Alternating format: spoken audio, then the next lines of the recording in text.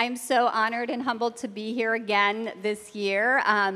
What would New York be without Revolutionary Love Conference, right? What would New York be without it? So everything happens in New York, and I'm so proud of Jackie and her team and everybody who's actually come from all over the country, perhaps even the world, to join us. So again, my name is Dr. Debbie Almontaser. I'm so delighted to be here today to share with you about my book. So I just published a book called Leading While Muslim. Thank you. Thank you. It was actually a publication that is very near and dear to my heart because it was inspired by my personal experience. I don't know how many of you know my story. Okay, I will tell you. Thank you, Jackie. I saw a couple of hands there, but it happened 10 years ago. I'm the founding and former principal of the Khalil International Academy, the first Arabic dual language public school in the United States. I know that's a mouthful to say, but if there was one thing that I want to be remembered for once I'm long gone, it would be the founding principal of this extraordinary school that was created to tell the story of the Arab peoples in the United States. So the school still exists. It is in Brooklyn and doing really well. And I am here today to share with you not just my own story, but the story of 14 other American Muslim principals working in public education and what life has been like for them in the aftermath of September 11th. These 14 principals actually are leading across the country unsung heroes who've sacrificed their lives to teach our inner city youth, day in and day out, leading, sadly, with microaggressions, racism, and bigotry that actually is very awful right now in our country, and now more than ever. And so these 14 principals are comprised of 6 men and 8 women. Within this 14 people, there are 6 African American Muslims. Yes, African Americans who are Muslim. I know sometimes people have a hard time registering that. 14 African American Muslim principals. 3 of them are women and 3 are men. There were 6 Arab American leaders who actually run the gamut from different parts of the Middle East, someone from Tanzania, and someone from Pakistan. And originally, I had actually found 20 nationally. 20 nationally. What does that tell us about our education system right now? We need to do serious work in making sure that our school system is as diverse as our country is becoming. So what I wanted to learn about these individuals was 3 things. I wanted to know what their lived experiences were based on the political discourse that exists within our country, the global events that we hear about all the time, and the media coverage of Islam and Muslims. I wanted to know what was life for them like with these dynamics happening. I wanted to understand what their day-to-day life was like in their school communities. And so it was very, very interesting because the findings were really amazing, and I'm going to share some of them. But before I do that, I also want to make sure to let you know that if I wrote the stories of all 14 people, my book would actually be 800 pages long. And I did not want to write an 800-page book. I wanted to write a book that each and every person will pick up and read and continue the discussion in their communities. And so what I did is I focused on the lived experiences of 4 of these people. And I'm going to share with you some snippets of what life is like for them. The first one is actually Nejla. Nejla was a teacher pre-9/11, elementary school, doing a fabulous job. September 11th happened. She was in the classroom, had no idea, dismissed her kids, and then went to the main office to see what was going on, even though that they had heard buzzes and what have you.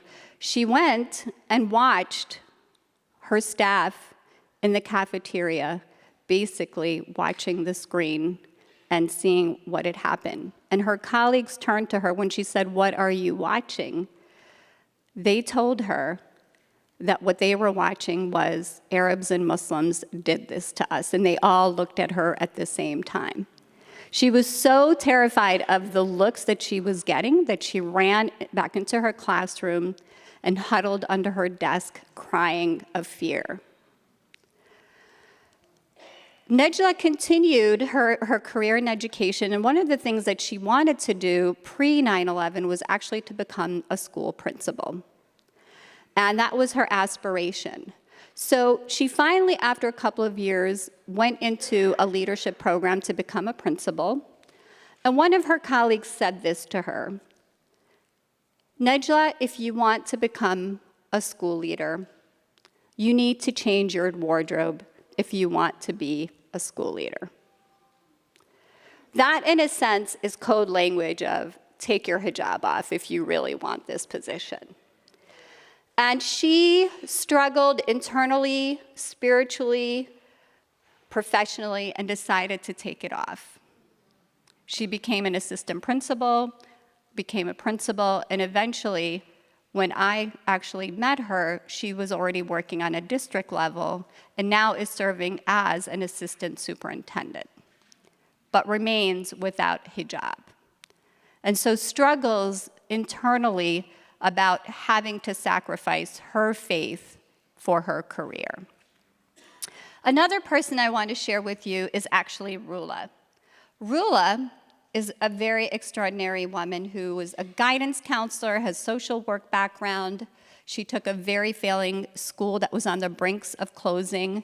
She brought it back up to an A grade for 3 years in a row. The school board decided to hire an executive director. They made her a part of the process to actually be able to choose who the executive director was. They narrowed it down to 2 people.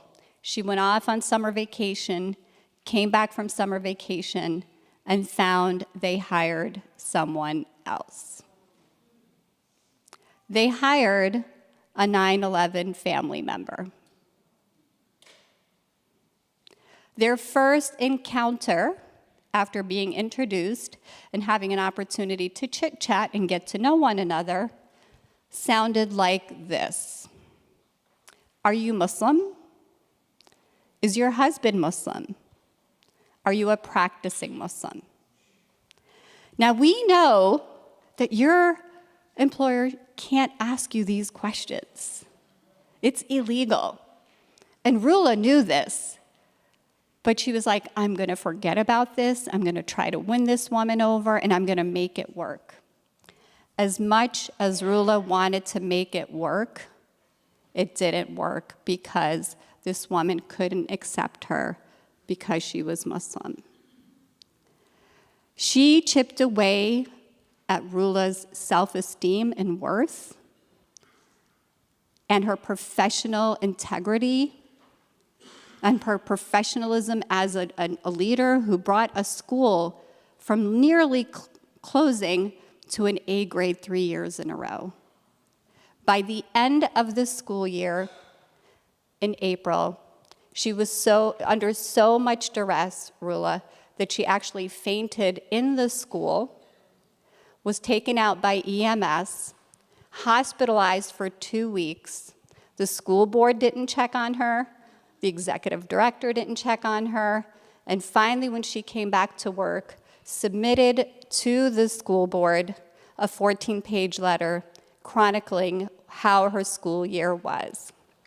They never acknowledged it, and at the end of the school year, they sent her a letter letting her know they were discontinuing her service as the school leader.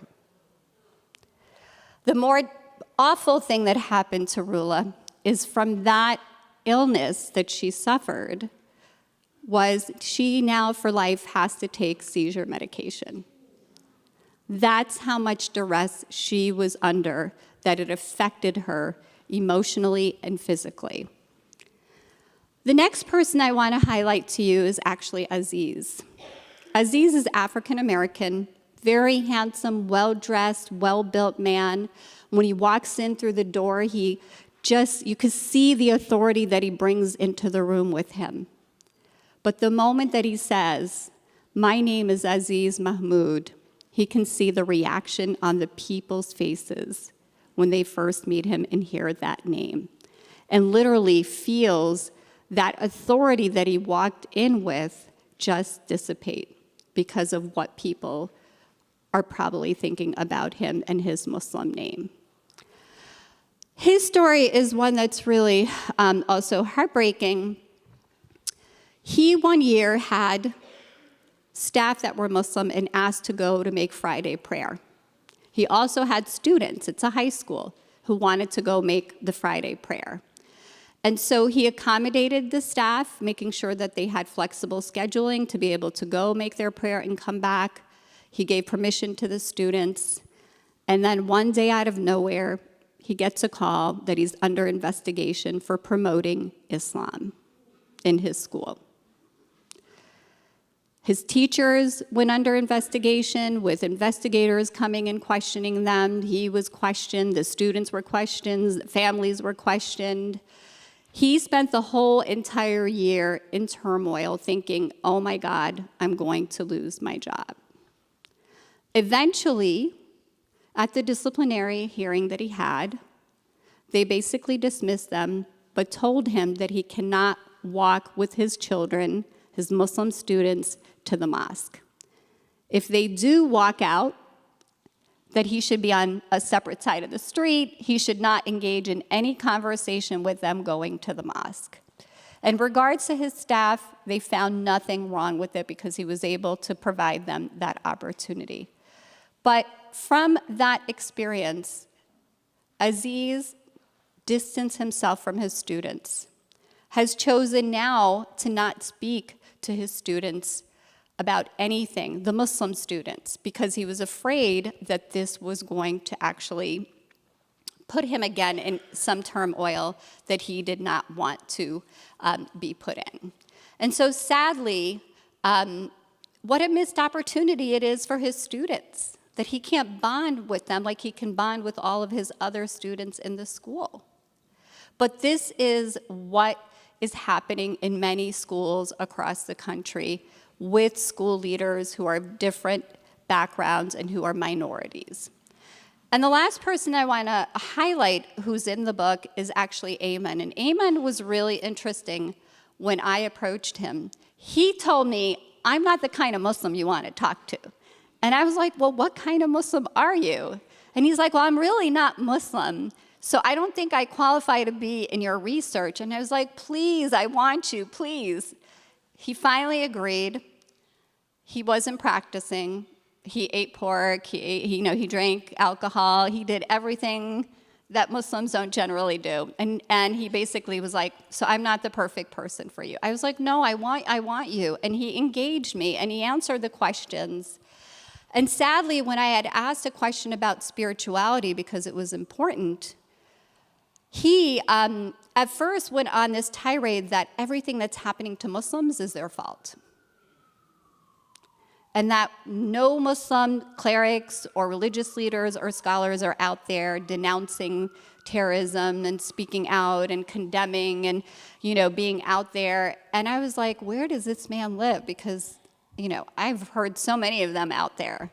And of course, I had to hold back as a researcher and let him just speak. But as he continued to speak, I started to hear Fox News rhetoric being said by a Muslim.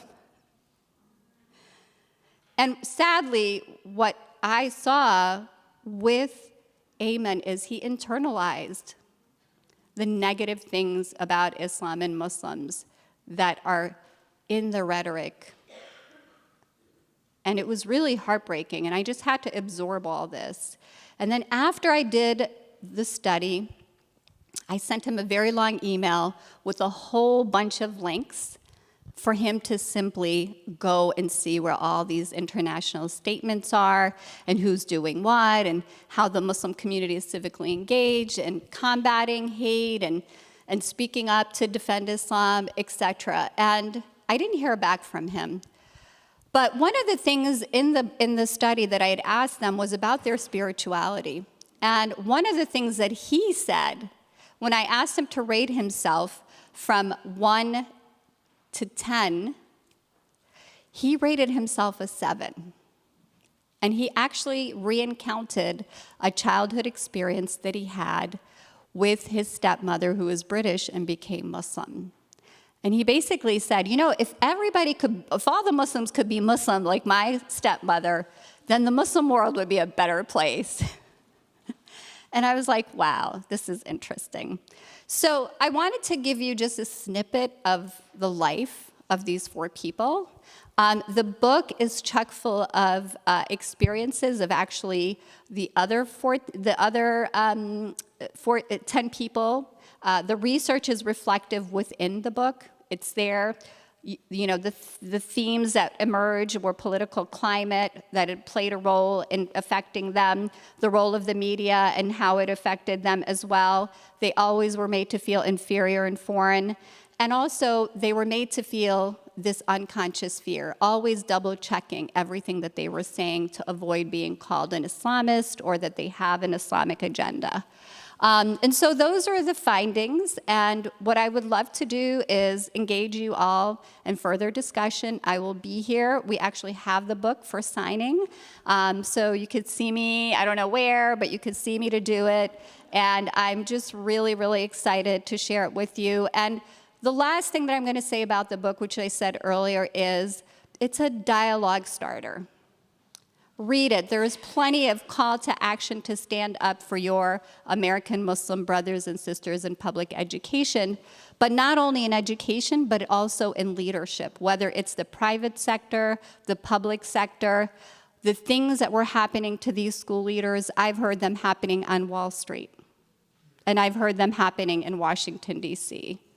And so it's time that we have that discussion of how we become real allies. Thank you. Thank you.